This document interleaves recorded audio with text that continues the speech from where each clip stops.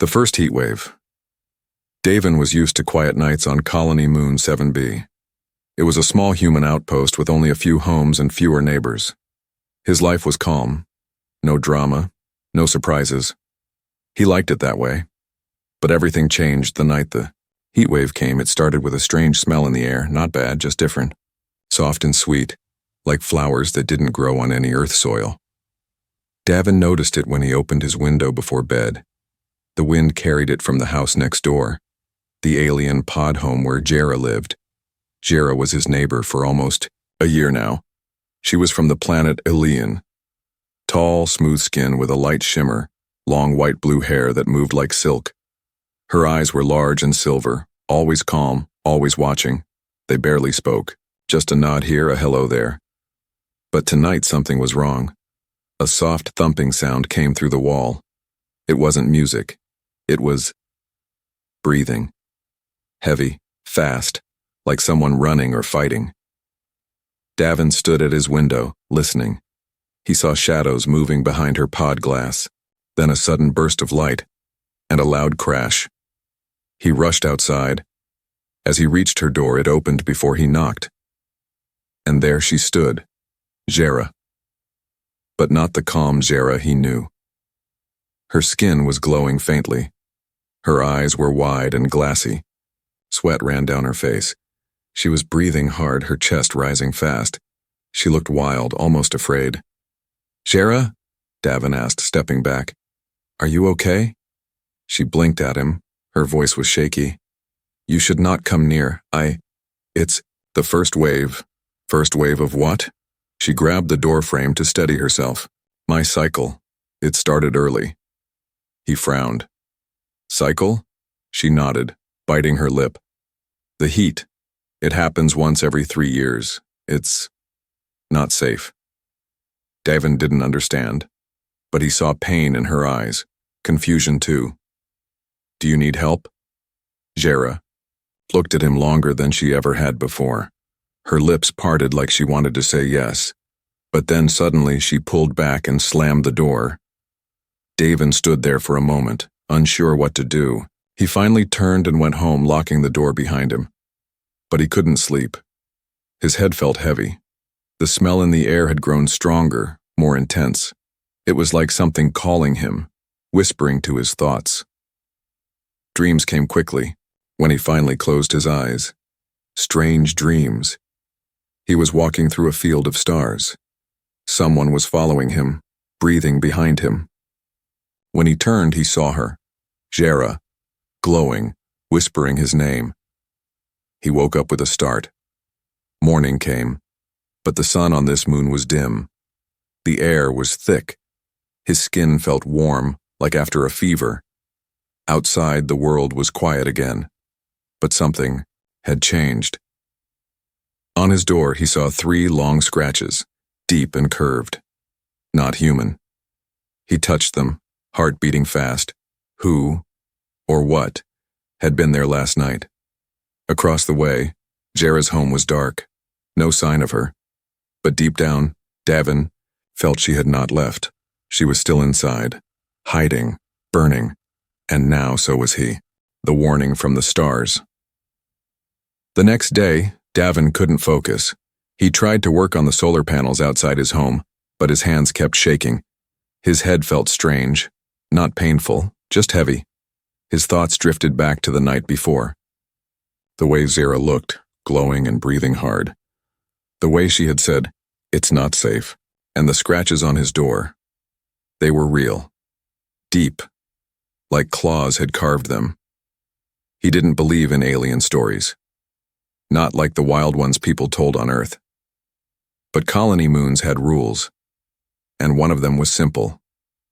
If something feels wrong, report it to the medic. So Davin walked to the outpost medical center. It was quiet inside. Only one nurse, a half-retired man named Harrow, sat behind the desk. "Something wrong with your body?"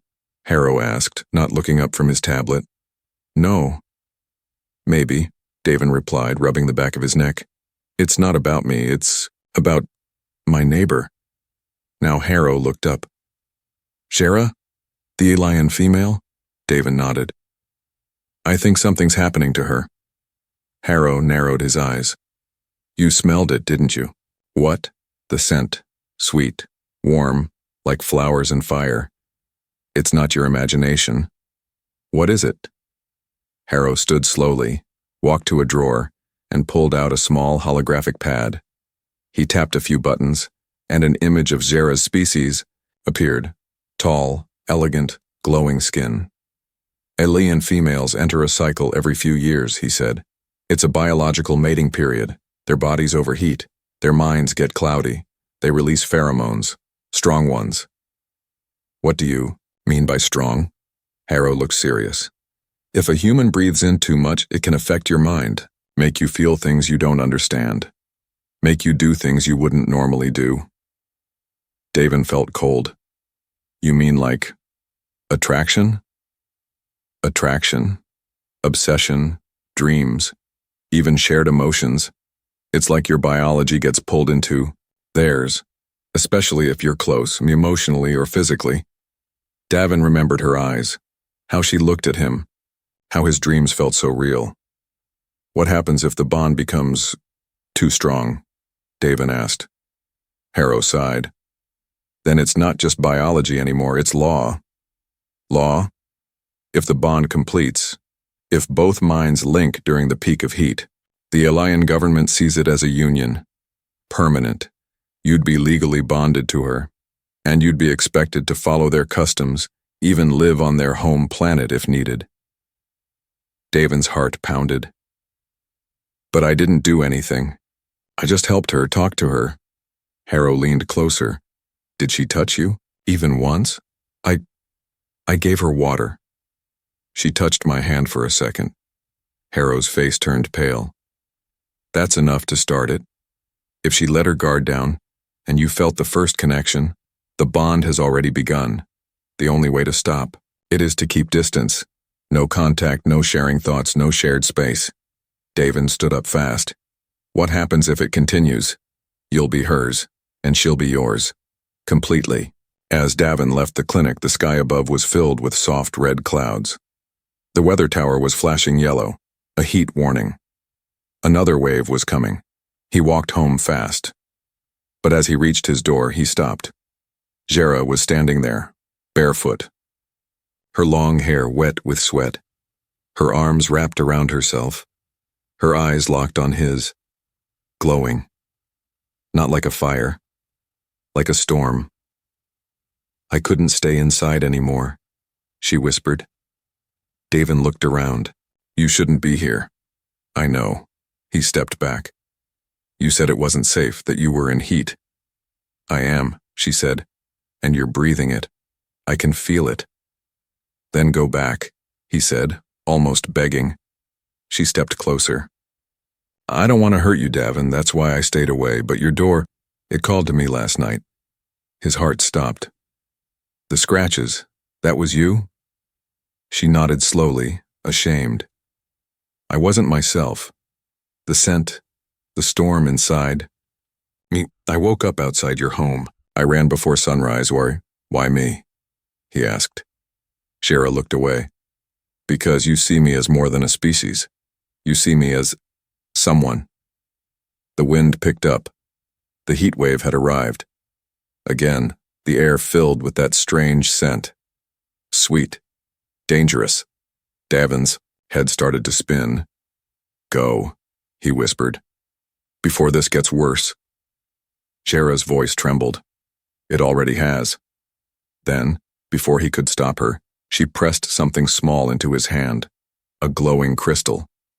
Keep this near you. It will help cool the bond. If you feel me inside your thoughts again, hold it. And just like that, she ran. Davin stood alone in the heat, holding a crystal that hummed with her touch, her scent already pulling at the edges of his mind. Locked, doors and burning skin.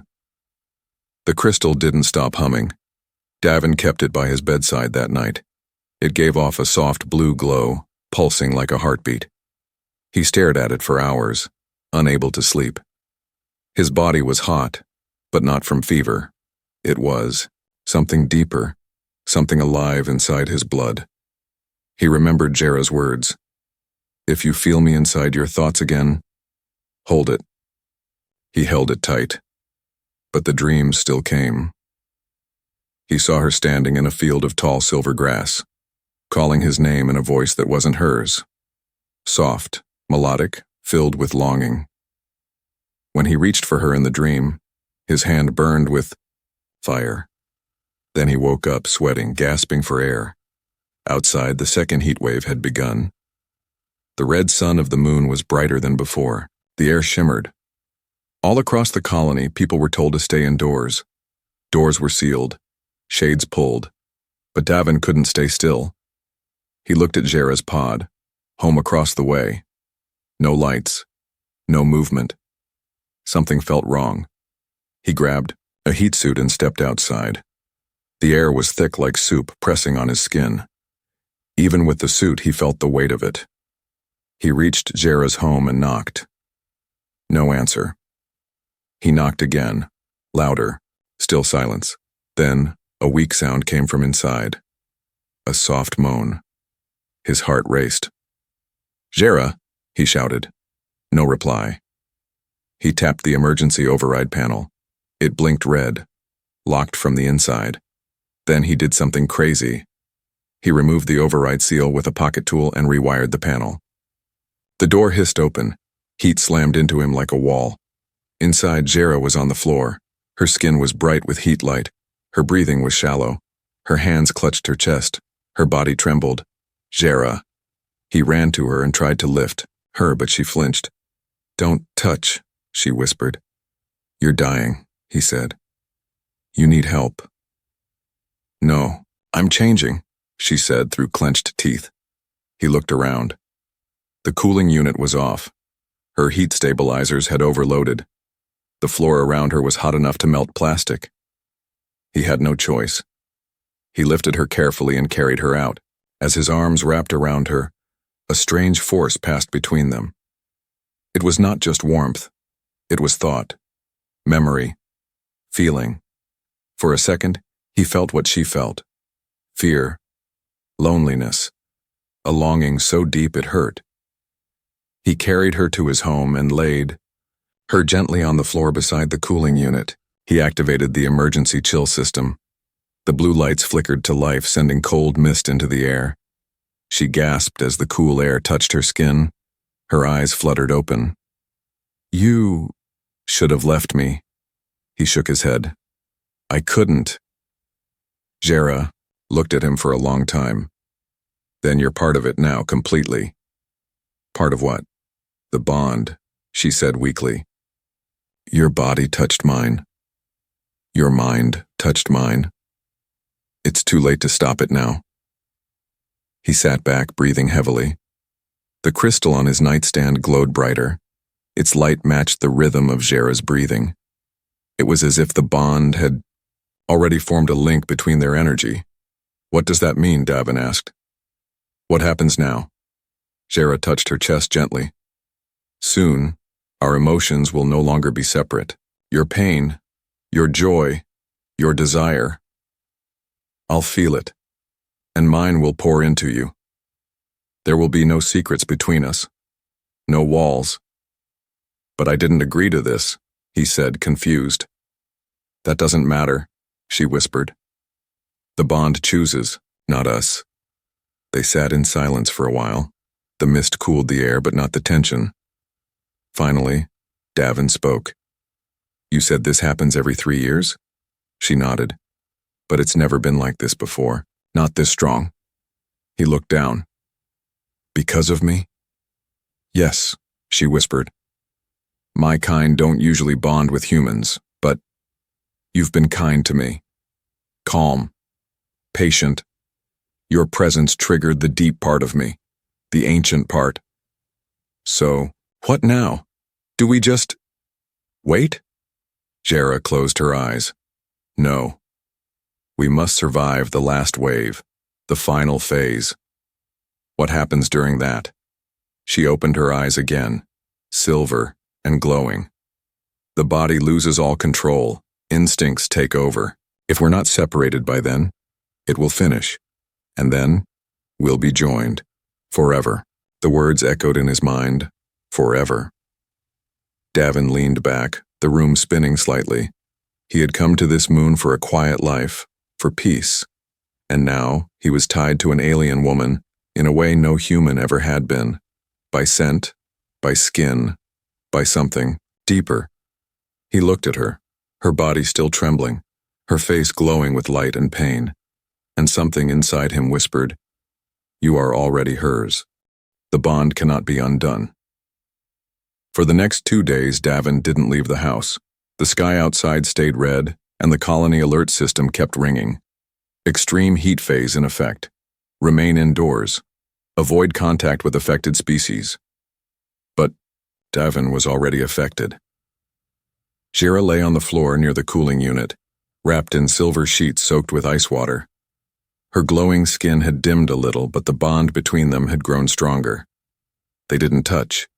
They barely spoke, but he could feel her. He knew when she was awake, and even with his eyes closed, he felt her hunger before she asked for food. He felt her sadness in the quiet moments, and worse, he felt her fear. He sat by the wall, watching her from a distance. The blue crystal pulsed on the table beside him as if alive. It had stopped humming, but its light now matched his heartbeat. His dreams were no longer just dreams. They were shared, full of alien memories, pieces of Jera's life before the colony. He saw her running through glowing forests, swimming in purple oceans, crying in a chamber full of light. He saw her alone, always alone, until now. On the third morning, the power grid failed again. The cooling unit shut down. The room grew warm. Jera sat up slowly, her hair stuck to her face. Her eyes looked tired but focused. "It's happening sooner than expected," she whispered. Davin stood. "What is?" "The final wave. It's starting." He felt it too, a pressure building in the air like a storm about to break. "Is there anything we can do?" "No," she said. "This moon's cycle, it sped everything up. Maybe it sensed us. Maybe it chose to force the end." He swallowed hard. "I didn't choose this." "I know," she said, eyes full of sorrow. "But we're still here, together." A sudden knock came at the door. Davin jumped. On the screen, a tall alien male stood outside. His skin was dark green, his robe marked with golden lines. His voice came through the speaker. "Open the door. We are from the Outer Ring Council." Davin hesitated. Jera stood, her legs shaky. "They've come for me. And you." He opened the door slowly. 2 aliens entered. Both wore formal robes and held scanners in their hands. One scanned Jera. The other scanned Davin. "The bond is active," one said. "Emotional frequency, 92%. Hormonal sync, 86%. The leader turned to Davin. "You are human, but now, you are something else. The bond has begun full integration. You will both face judgment." "Judgment?" Davin asked. "For what?" "For breaking natural boundary," the leader said. "Our species do not mix. But the bond ignored this law, and now, it cannot be undone." Davin stepped in front of Jera. "We didn't plan this. I didn't force anything." "That is not the question," said the other. "The bond was chosen. It is mutual. Your choice now is to accept or reject." Jera's voice was weak. "And if we reject, then both of you will suffer separation. Forced mental divide. The pain is not survivable." Davin felt his knees weaken. "But if we accept," he asked, "you will be one. Officially, spiritually, legally. The bond will complete. She will become your mate, and you her keeper." Jera spoke through dry lips. "He doesn't belong to me. Not like that. You already belong to each other," the leader said calmly. They were given 1 hour to decide. The aliens waited, outside. Inside, silence filled the space like water. Davin looked at Jera. "What do you want?" She sat on the floor, eyes glowing faintly. "I wanted to survive. I wanted to be alone. I didn't plan to want anything more." He knelt in front, of her. But you did, she nodded. You were kind to me when others were not. You brought silence when my mind screamed. You brought coolness when I burned. And now, even if we break this bond, I will still be yours. He took a deep breath. I came to this moon to run away from everything. From life, from pain, from people, and now, you're all I think about. Jera reached for his hand. This time, when their skin touched, the blue crystal on the table shattered into light. A wave of warmth and emotion passed between them. Images, memories, thoughts. They saw each other completely. No hiding, no shame, just truth. When the aliens returned, Davin stood tall. We accept, he said. The leader nodded once. Then the bond will seal during the final wave. When is that? Jera asked. The leader looked at the red sky. Tonight. Instincts take over. That night, the colony lights flickered and died. Outside, the red sky turned darker than usual. A deep burning orange like fire smoldering beneath the clouds. Winds howled through the metal alleys and a strange electric hum filled the air. The final heat wave had begun. Inside Davin's home, silence had weight. The walls felt closer. The air felt alive. Jera sat on the floor near the broken cooling unit. Her hair was damp, her skin glowing again, this time brighter than before. Her breathing was slow but deep, as if her body was preparing for something ancient. Davin stood by the window, watching the sky change. His heart beat faster with every passing second. Not just fear, something stronger, deeper. It was like his body was no longer only his. His thoughts came with feelings he couldn't name. His skin felt everything around him, even her breath from across the room. Then Jera spoke. When the final wave begins, the bond takes over. He turned, slowly. What does that mean? She looked up, her silver eyes wide. Our bodies will move by instinct, not mind, not logic. We'll feel only the need to complete the link. Davin took a step back. And if we fight it, it will hurt. Badly. It's like tearing your soul from your skin. He sat down, trying to stay calm. We never meant for this, he said quietly. I know, she whispered. But now we must survive it. The door was sealed. The aliens had warned them. No one could enter or leave during the final phase. It had to happen in isolation. Any interference could destroy them both. As the hour passed, the blue light in the room dimmed. Only Jera's skin lit the space. Her glow pulsed in rhythm with his own breath. He felt something inside shift like a dam breaking. His chest grew tight. Not painful, intense. His hands trembled. He looked at Jera, and she was already watching him. Her voice came softly. You feel it too? He nodded. Yes. Then, without thinking, he walked toward her. Each step felt heavy, like walking through water. He sat beside her. They didn't touch, not yet, but their bodies leaned closer as if pulled by invisible threads. Jera raised her hand. May I? Davin didn't speak. He only nodded. Her fingers brushed his cheek, and the bond surged. His mind exploded with light and sound. He saw stars, memories, emotions that were not his. He felt her joy as a child, her sorrow as a warrior, her fear when she first arrived on the colony. In return, she saw his pain, the loss of his family, the long years of loneliness, the quiet nights he spent wishing someone understood him. They gasped together. The bond was no longer just heat. It was everything. They reached for each other, not with desire, but with need. The need to not be alone anymore. Their foreheads touched. A soft glow formed between them, not blue, not red, like something new. Davin whispered, What's happening? Jera's voice shook. We're finishing it. The final seal. Their bodies trembled. Not from fear, but from something greater than either of them. Connection without walls. Then, all at once, the wind outside stopped. The air became still. Final wave had passed, and the bond was complete. They opened their eyes. No pain, no burning, just peace. Shira smiled for the first time since she arrived on the moon. "We survived," she said. Davin exhaled. "Are we still ourselves?" She nodded. "Yes, but now we are also each other."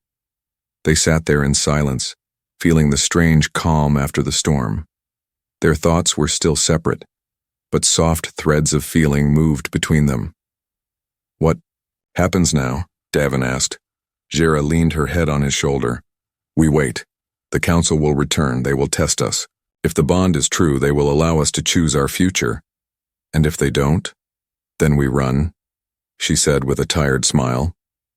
Davin laughed softly. "Deal." They stayed like that for hours. No fear, no doubt. Only the quiet knowing that whatever came next, they would face it together.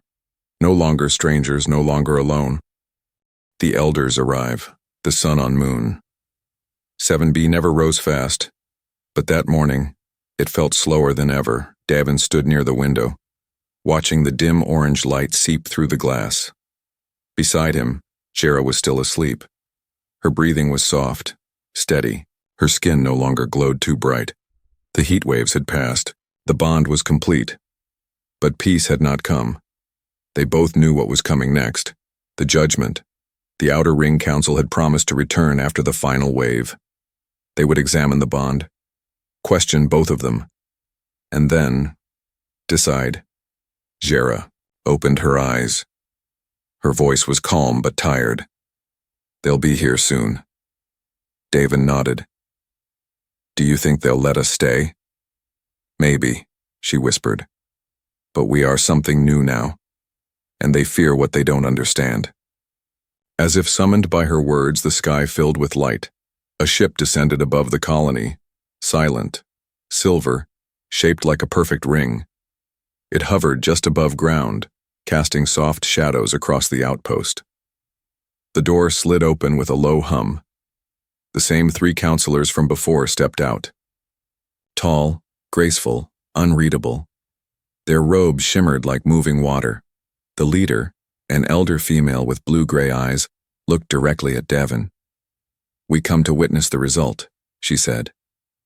Davin and Shira stood side by side. They didn't hold hands, but something between them was still connected. A quiet warmth that pulsed gently beneath their skin. Inside the house, the council placed a thin silver circle on the floor. It glowed softly. "Step in," the elder said. They did. Immediately a soft hum filled the room. The ring read their energy, their minds, their emotional patterns. Shapes formed in the air above them, lines of light twisting, curling, slowly wrapping around one another. 2 separate energies now fused. The elder nodded once. "The bond is true, balanced." But the second counselor, a male with sharp eyes, stepped forward. "It may be real, but is it safe?" he asked. Davin raised his head. "Safe for who?" "For the galaxy," the man said. "This bond could set a precedent. Others may follow. Other species may try to mix. And if those bonds fail, it will lead to war, to confusion." Shira spoke for the first time. "Or maybe it leads to understanding." The counselor turned to her. "You were a warrior before you came here. Do you not fear what you've started?" "I was trained to fight," she said softly. "But I never knew peace until I met him." The third counselor, a silent one with pale skin, stepped forward. She placed a hand on the glowing ring. "I feel no chaos in them," she said. "Only unity, quiet, strength." The elder nodded. "Then let them speak." Davin stepped forward. "I didn't ask for this," he said. "I didn't understand it. I didn't even want it at first. But the bond chose us. And I stayed because I cared. Not because of heat or instinct, because of her." He turned to Shira. "And now, I don't want to go back to being alone." Shira looked into his eyes. "Neither do I." The elder closed her eyes for a moment. Then she spoke. "The bond is accepted." But before Davin could breathe in relief, She raised a hand. You are now bound under law, but you must choose. The bond must settle in one world. You cannot remain here. Davin frowned. What do you mean? One of you must leave your home, she said. Either the human joins the alien, or the alien stays among humans. But the bond cannot float between two worlds. The choice hung in the air like a storm cloud. Jera looked down. If I leave, I may never return. If I go with you, Davin said, I'll leave everything behind. So we must ask, the elder said. What is your choice? The silence was sharp. Then Jera stepped forward. I choose him, she said. But I will not force him to choose me. Davin looked at her. Really looked. The woman who had once been a distant neighbor, cold and unreadable, now stood before him, open, strong, full of light. He smiled. Then let me make the choice. He turned to the council.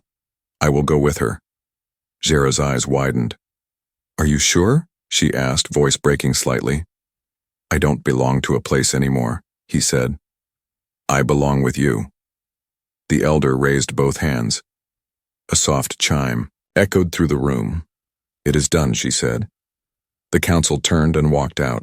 Their ship rose into the air, glowing like a star. Then it vanished into the sky, leaving the colony quiet once again. Inside the house, Jera stood frozen. Davin reached for her hand. So, he said with a grin, what's your world like? Jera laughed. Not a small laugh, a full, beautiful sound that filled the room like sunlight. Strange, she said. Beautiful. Dangerous. Sounds perfect, he replied. Chosen by fire, kept by love. The stars above Moon 7B never looked brighter than they did the night before Davin left. He stood outside his small home one last time, a soft travel pack slung over his shoulder.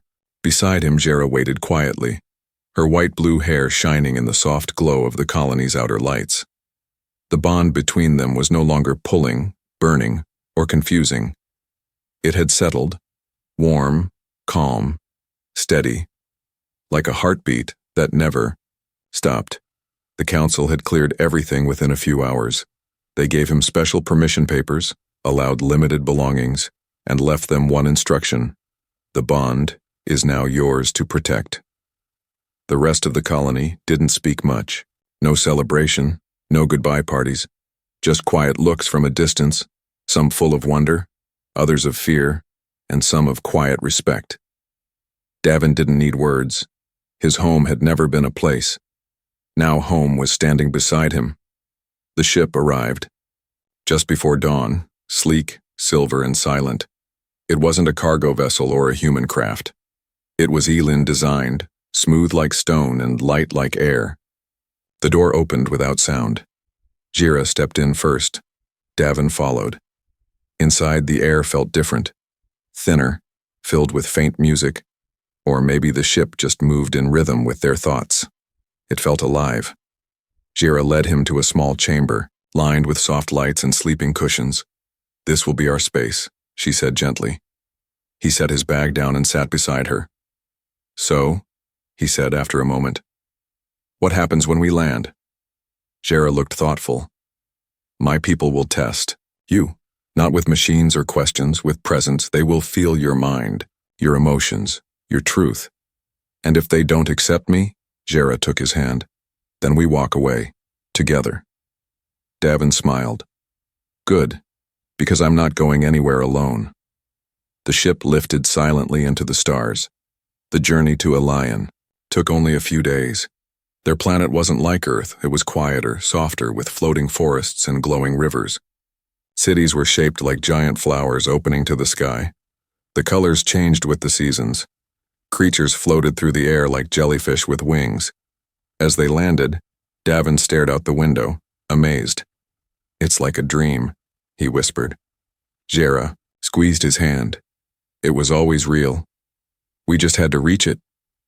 They were met by a group of tall figures with glowing skin and robes made of living light. They did not speak. They only looked into Davin's eyes. And he felt them. Not words, but waves of understanding, images, emotions. He opened himself, he let them see his fears. His past. His loneliness. The moment he first saw Jera glowing in the moonlight. The way her voice calmed his mind. The way her pain had made him stay. The way her laughter now healed something broken inside him. When they stepped back, one of them placed a soft light between their joined hands. A voice came into his mind. You have chosen not out of hunger, not out of heat, but out of heart. You are accepted. Davin blinked as the light vanished. Was that it? He asked Jera. She smiled. That was everything. Weeks passed. Davin learned to live among her people.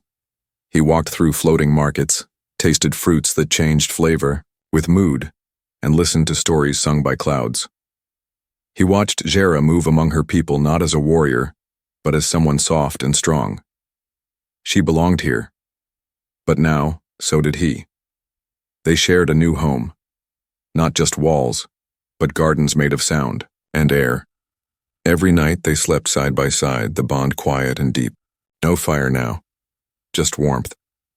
Sometimes they didn't speak for hours. They didn't have to. Thoughts moved easily between them now. When Davin felt tired, Jera brought him rest. When she felt doubt, he gave her calm. One night, as stars poured across, the sky like silver rain, Jera looked at him. Do you ever miss Earth? She asked. No, he said softly. I only miss the man I used to be, the one who didn't believe in anything. And now? Now I believe in everything. Because of you. She leaned closer. You changed me too. They sat in silence, watching the stars. Then Jera whispered, Do you regret it? Not turning back? He shook his head. No, he said. Because even if the bond had ended in pain, even if the heat had destroyed us, I would still choose you. Jera smiled, and a single glowing tear slid down her cheek. You were chosen by fire, she said, but you stayed by love. He kissed her forehead, and I always will.